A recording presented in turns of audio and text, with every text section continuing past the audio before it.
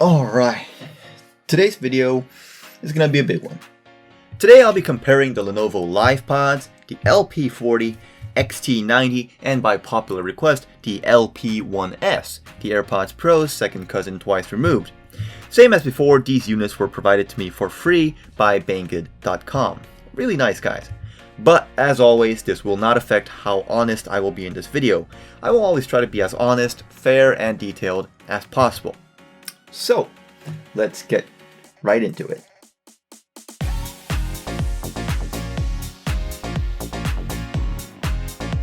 Now, the LivePods, aka LP1, was the winner of the last comparison I did, and the XT90 the loser. We'll see how these two compare with the other models.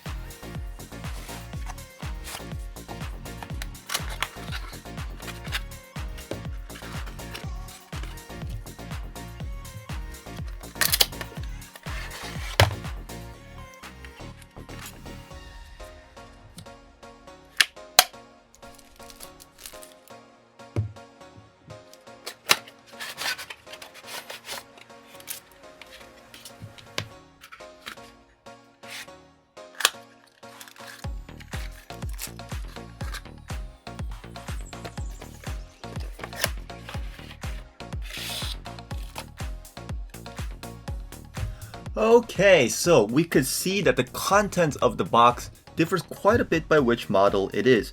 For example, the XT90 and the LP1S each has 2 replacement pairs of ear tips, while the LivePods only have 1 and the LP40 doesn't have any due to it not having any. And very interestingly, the LP1S has both earbuds individually packaged in the case, just like this.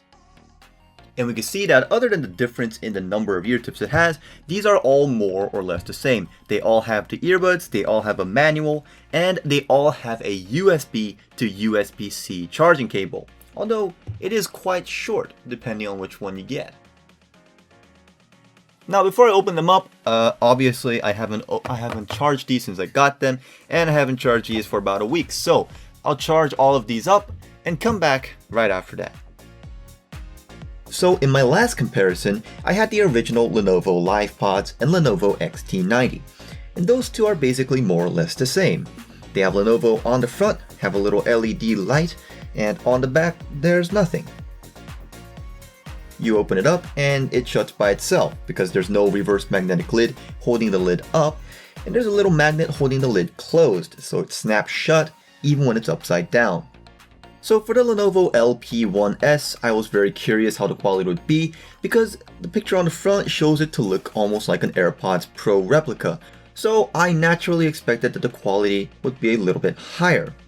But actually, it wasn't. So on the front we see the Lenovo text like usual, and we see 4 LED lights instead of just 1. There's a little bit of text printed on the back, and the edges are flat just like the Lenovo LivePods. But when you open it up, you could immediately feel a difference. This one doesn't have any magnets on the lid, so you have to manually push it down to close it. Sometimes that's a good thing because when you hold it upside down, the lid still stays open. But it is pretty inconvenient that every time you take it out, you have to open the case, which requires a bit of force, and close the case, which makes a loud clicking sound. Okay, so I didn't know what to expect from the LP40 since the design was different than anything I'd ever seen before, which is why it surprised me so much. Recognize this? Yes, the back looks almost exactly like the back of AirPods 2.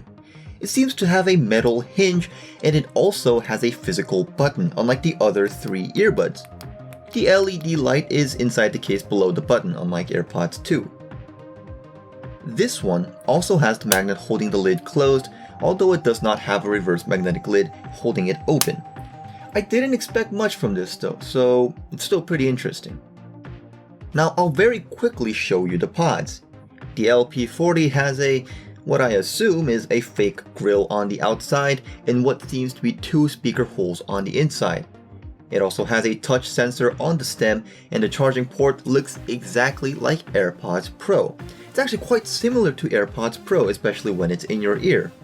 Interesting. Now, the LP1S looks like AirPods Pro when you open it up, and the head design is undeniably inspired by AirPods Pro, but that's just about where the resemblance ends.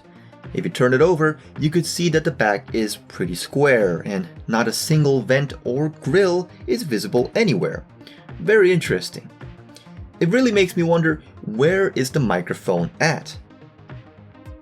The charging port is, ironically, exactly the same as AirPods 2, which is a pretty interesting decision on Lenovo's part. By the way, due to the design, it's pretty easy to take out an earbud from the case using only one hand, unlike the other three earbuds. I find this quite convenient. The Lenovo LivePods have a round stem, which makes it relatively easy to take out, while the XT90 has a square stem, which can make it get stuck if you pull it up the wrong way.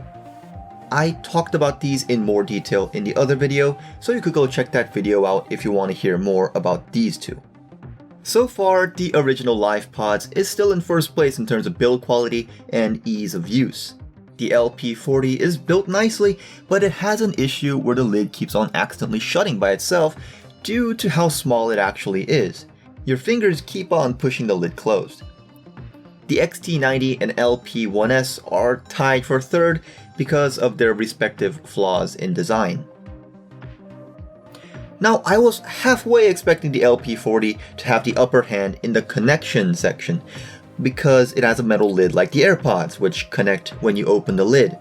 But no, unfortunately these do not connect that way. All four of these connect to the device when you pull one or both of the pods out of the case, so they're all tied in that aspect. Now, I was gonna talk about the functionalities that these had along with the controls, but not only did I figure out that that's pretty unnecessary, it's pretty confusing. I'll be uploading some high quality scans of the instruction manuals and putting them in the description though, so go check that out if you think that'll help with your decision making. Next are the two most important aspects of a review, in my opinion: the battery and microphone test. As always, the battery life is tested by playing music at a medium-high volume on the earbuds until the battery is completely drained. Once the battery is drained completely, it disconnects from the device and the music stops, telling us exactly when the earbuds ran out of battery. The LP1S is definitely a big improvement over 3 hours of the original LivePods and the 2.5 hours of the XT90.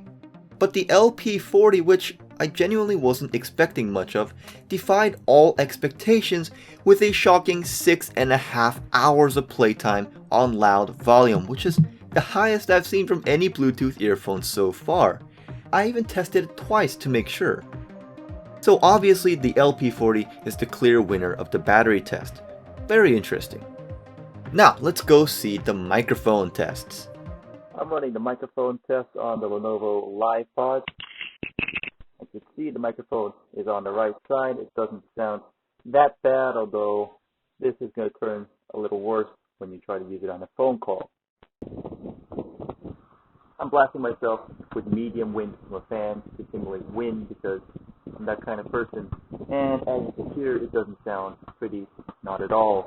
So don't use it while you're running, in windy conditions, biking, motorcycling, anything like that. It won't sound pretty at all. Now I'm testing out the Lenovo LP40, and as you can hear, it's very, very loopy. It doesn't pick up your voice very well unless you speak very loudly.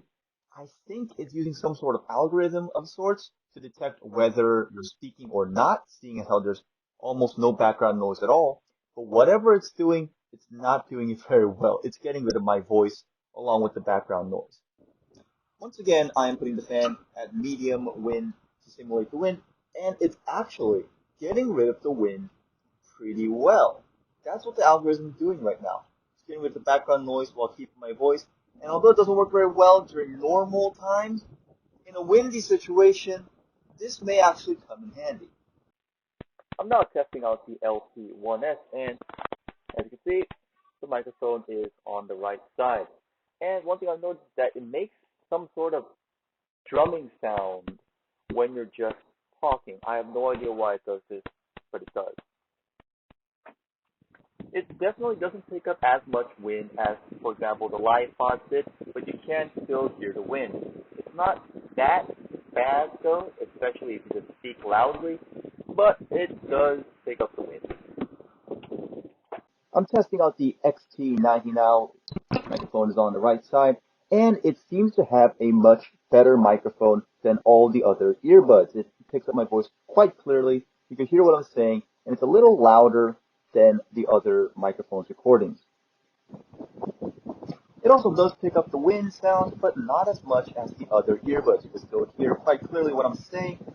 Honestly, I think the 𝐿Pod is the winner of the microphone test. Now for the most important aspect, audio quality. I tested out the LP1S first because, AirPods Pro, and there is a definite reason why they copied the front design and not the back. Well, if they copied the back, Apple would sue them, but they copied the front design because it works. The bigger head, paired with the oval-shaped ear tip, does a noticeably better job at fitting in your ear than the rounded, smaller design of the original Lenovo LivePods. And this improved fit seems to do a great job at improving the sound quality as well. As you may know, the rubber ear tips not only help in keeping these in your ear, but also to block out outside noise. This is called passive noise cancellation, and this does a better job at keeping out the outside noise than the other two earbuds that have rubber ear tips. Apple really knew what they were doing, and so did Lenovo. Now, as you would know, the LP40 does not have any ear tips, and that makes a world of a difference. Simply put, with the LP40, it feels like you're listening to the sound coming from outside, not the sound being put into your ears. A lot of the outside noise comes directly in your ears along with the music. But if you press them in like so, the audio quality gets significantly improved. It actually feels like the sound's coming in your ears and not just brushing past it. It's actually pretty enjoyable. And that's the difference between having a proper seal in your ears and not having one. The ear tips on the other three buds does the sealing without you having to manually push them in, which improves the sound quality by a lot. As for the LivePods and 𝐿Pod, I already described it in detail in my other video up there and in the description, but to sum it up, the LivePods have a much more rounded audio than the 𝐿Pod, which has a sort of jagged sound, which can be quite a strain on your ears. The LivePods also succeed at carrying some of the bass over from your music, while the 𝐿Pod almost gets rid of it entirely. In general, the original LivePods and the LP1S have the best sound quality out of the bunch, and it's really great for something that costs like $15 at times. The two earbuds do focus on different things though. The original LivePods is sort of an all-rounder. It brings out the vocals pretty decently in most songs, and the bass on it is powerful at times, but generally it sounds a little sharper than the LP1S, which tilts more towards a deeper, richer sound. This can be a good or a bad thing. Personally, although the crispness is enjoyable at times, sometimes it does lean a little bit more towards being a little painful. And as I said, the LP1S is centered more on the deep bass-centered side, which works pretty well for basically anything you want to listen to. Personally, I can't decide whether one is better than the other. It really does depend on what kind of music you listen to. Ask yourself, do I want the sharper, louder sound more, or do I want the deeper, richer sound more? It's up to you. In conclusion, I really do like the original LivePods and the LP1S.